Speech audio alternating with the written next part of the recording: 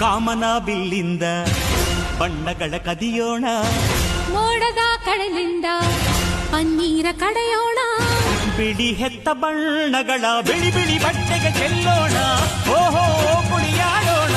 ಹೋಳಿ ಹೋಳಿ ಹೋಳಿ ಹೋಳಿ, ಏಳೇಳು ಬಣ್ಣದ ಬೆಳ್ಳಿ ಹೋಳಿ.